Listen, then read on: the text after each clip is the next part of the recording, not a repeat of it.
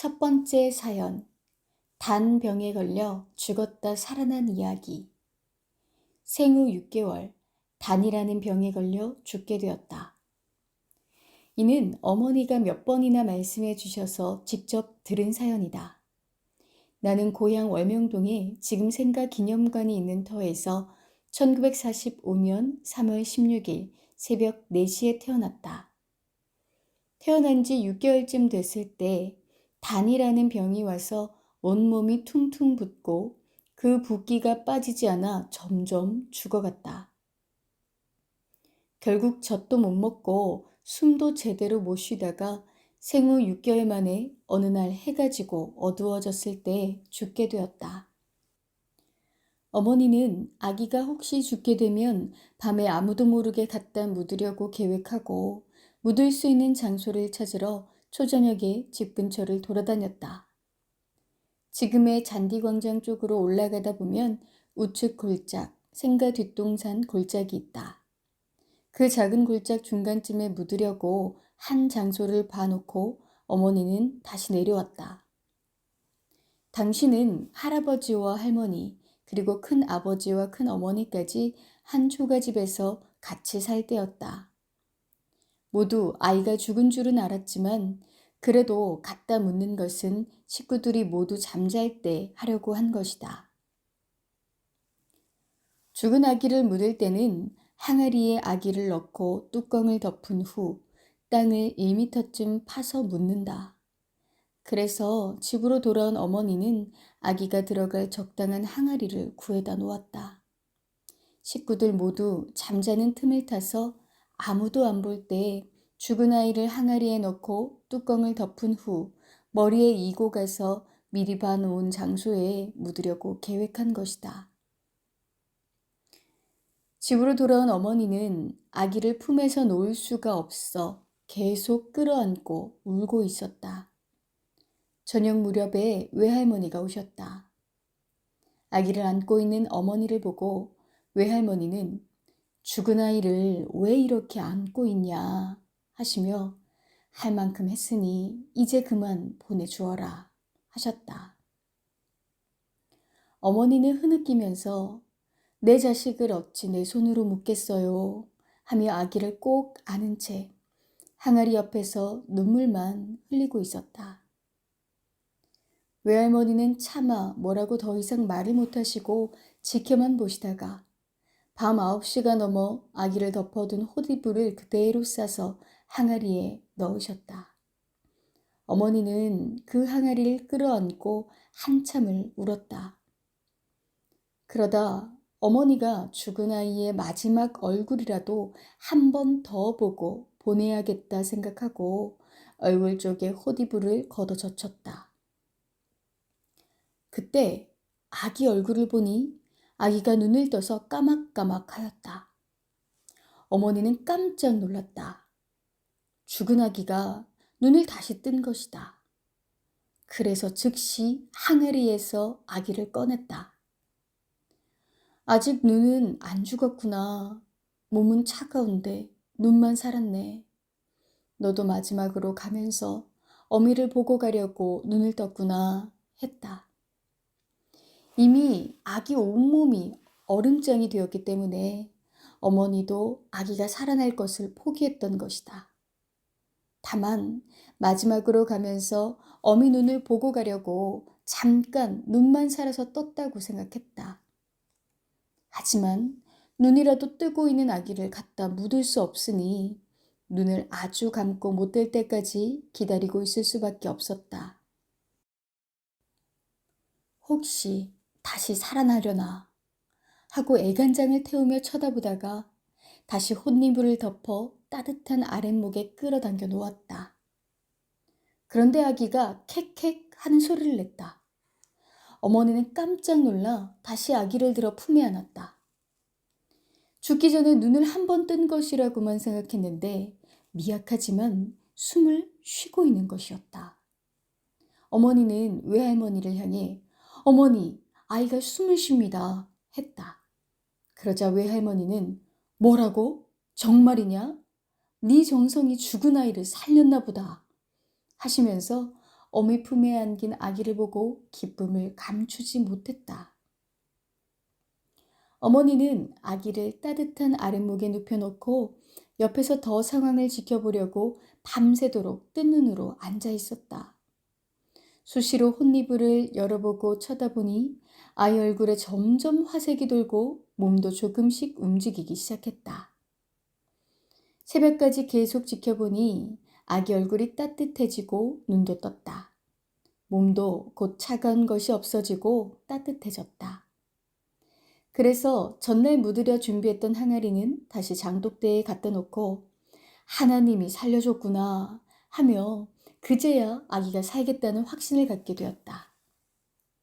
더 이상 아무 약도 쓸 수 없으니 일단 상태를 더 지켜보면서 완전히 살아나기만을 밤새도록 기다렸다. 다음날 오후가 되니 몸의 붓기가 전날보다 빠졌다. 이렇게 3일이 지나가는 동안 온몸의 붓기가 모두 다리로 내려가면서 발바닥으로 빠져나갔다.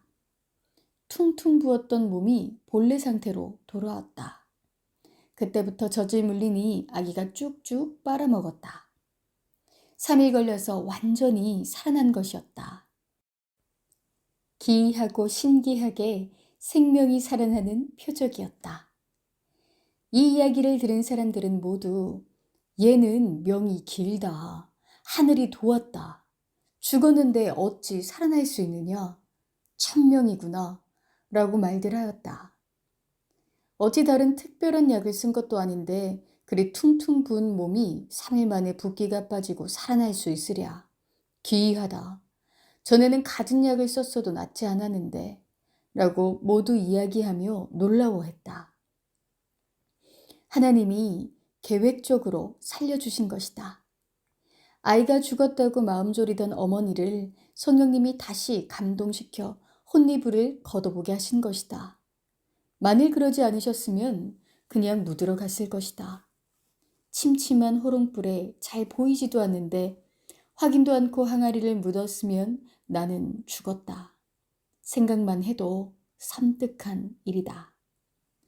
어머니는 말씀하시길 그때는 전깃불 시대가 아니고 침침한 호롱불 시대라. 혼미불을 젖히고 시원찮게 보았으면 눈뜬 것을 제대로 몰랐을 것이다 하셨다. 그런데 성령님이 어머니를 감동시켜 극진히 사랑하는 마음으로 혼미불을 젖히고 자세히 보게 하셨던 것이다. 그래서 어머니는 나에게 뭘 보아도 자세히 보아라 하고 교훈해 주셨다. 사람에 대해서, 물건에 대해서 세밀하게 보아라. 자세하게 보아라. 내가 말하는 것을 자세히 듣고 오해하지 마라 하셨다. 어머니는 아이를 호적에 올려야 해서 내 이름을 지었는데 죽음에서 살아났다. 명이 길다 하여 이름을 명석이라 지었단다. 웬만하면 이름은 집안 어른들이 지어주는데 내 이름은 어머니가 감동받은 대로 지어서 호적에 올렸다. 역시 하나님이 성령과 함께 어머니를 통해 지어주신 이름이다. 나는 그 후로 무병하게 자랐다고 한다. 이 일이 내가 세상에 와서 맞은 첫 번째 죽음의 고비이고 죽음에서 살아난 첫 번째 사연이다. 사람이 살려주지 아니하고 하나님이 살려주신 것이다. 어머니는 이 얘기를 나에게 여러 번을 자세히 해주셨다.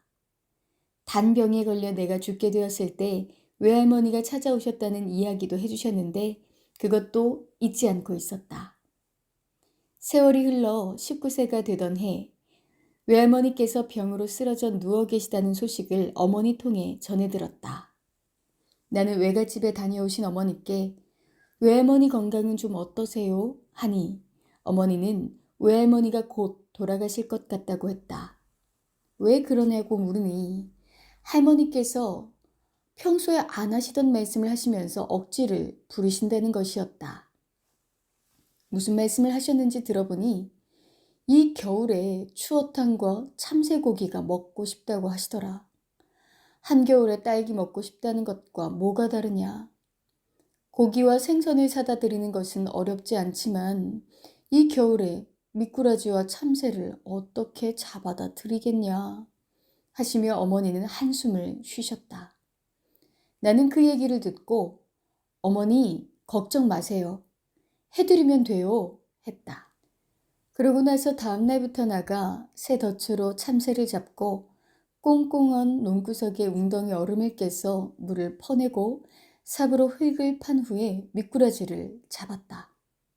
손이 너무나 차가웠지만 외할머니께 드린다는 생각에 추위를 이길 수 있었다. 결국 어렵게 잡은 참새와 미꾸라지를 어머니께 가져다 드렸다. 어머니는 깜짝 놀라시면서 이걸 어떻게 잡았냐 하며 뛸 듯이 좋아하셨다. 어머니는 정성스럽게 추어탕을 끓이고 참새를 구워서 나와 함께 외갓집으로 갔다. 외할머니께서는 내 손을 꼭 잡으시며 참으로 신통방통하다. 너는 어떻게 참새를 잡아올 생각을 했냐 하시며 기뻐하셨다. 그리고 이어서 말씀하시길 내가 참새고기가 먹고 싶었지만 며느리한테 이야기를 하겠냐, 아들한테 하겠냐, 손주한테 하겠냐. 그런 소리 하면 노망해서 하는 말이라고 하지. 그런 얘기 편하게 할 사람이 딸밖에 더 있겠냐. 그래서 말은 했는데 말해놓고도 실제 먹을 거라는 생각은 조금도 안 했다.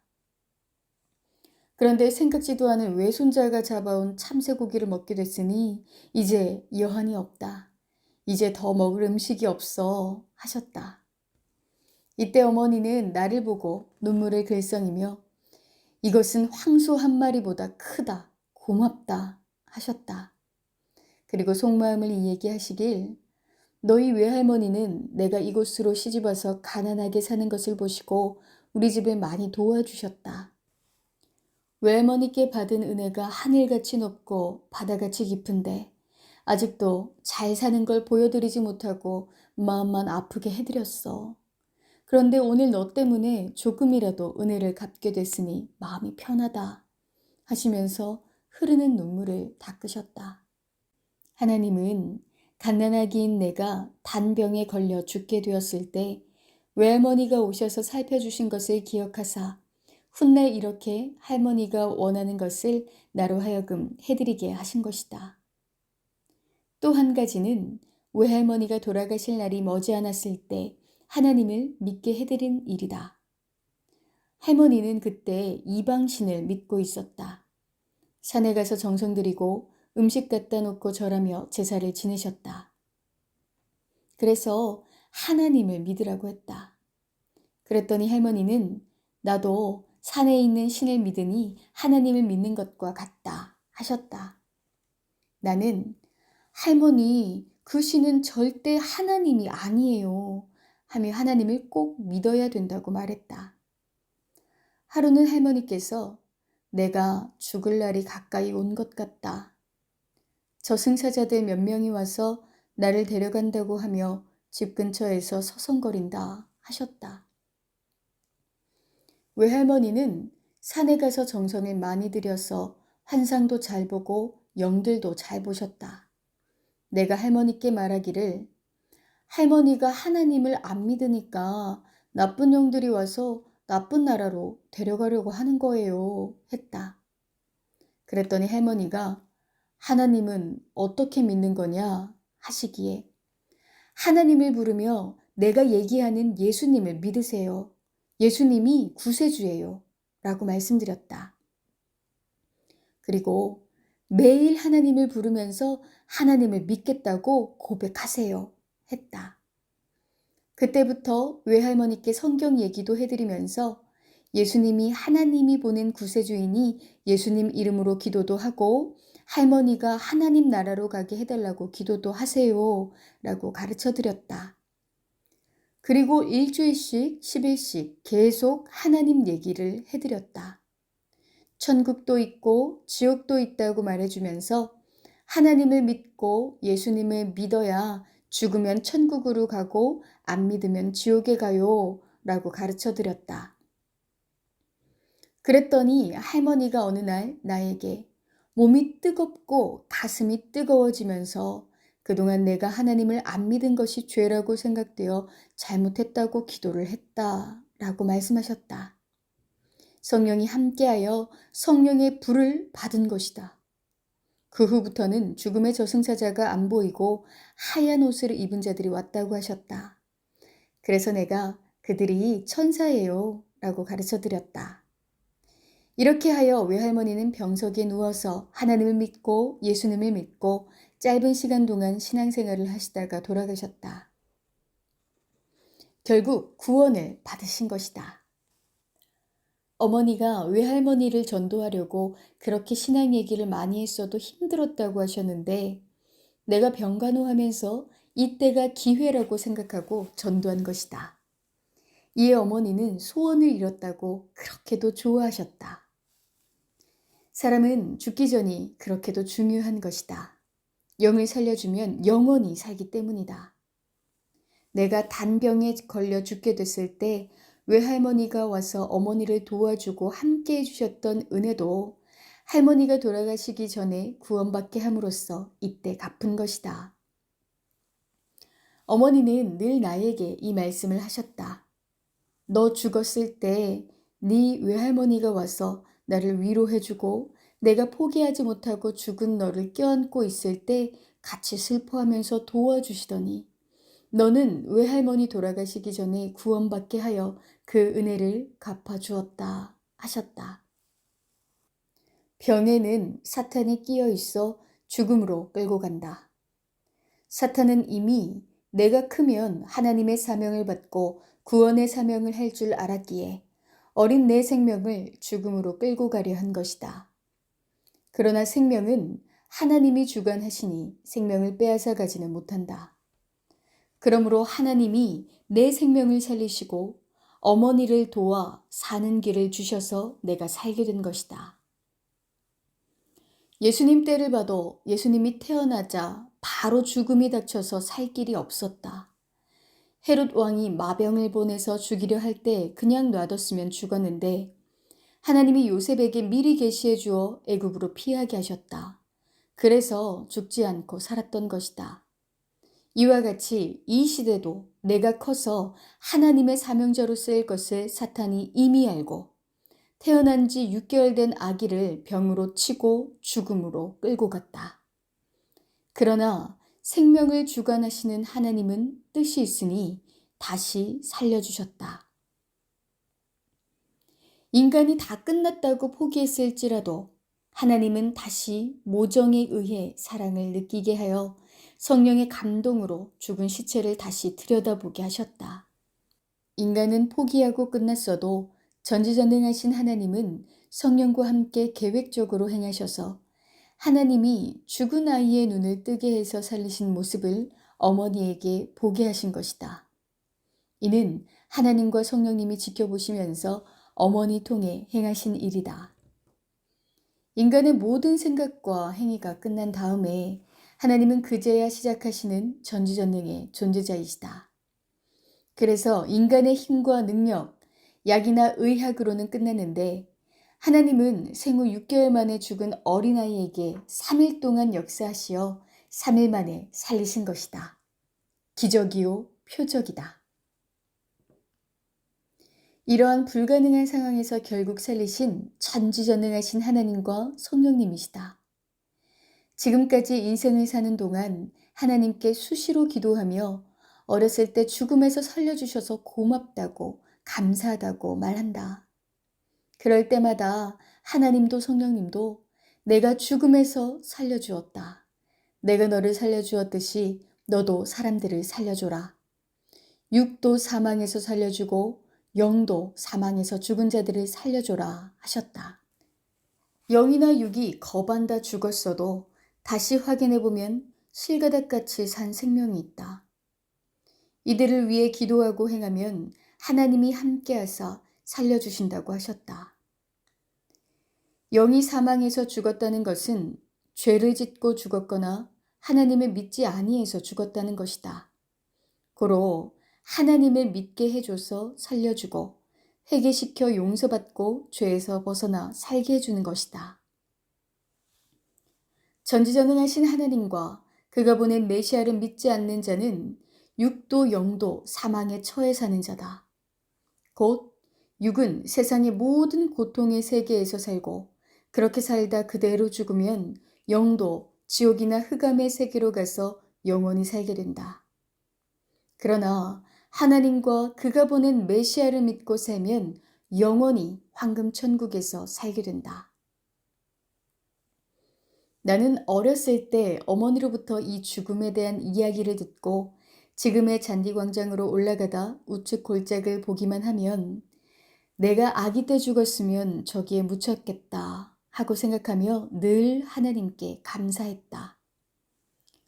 지금까지도 그때를 잊지 않고 모든 섭리 사람들에게 얘기해 주어 모두 나와 같이 하나님, 성령님, 성자께 이야기하면서 고마워하고 감사한다. 지금은 월명동 잔디광장 우측에 산책로를 만들어 전망대로 가는 길을 내놓았다. 내가 죽어 묻힐 뻔했던 장소에는 소나무가 커서 거목으로 아름답고 웅장하게 자라 옛날을 생각하게 한다.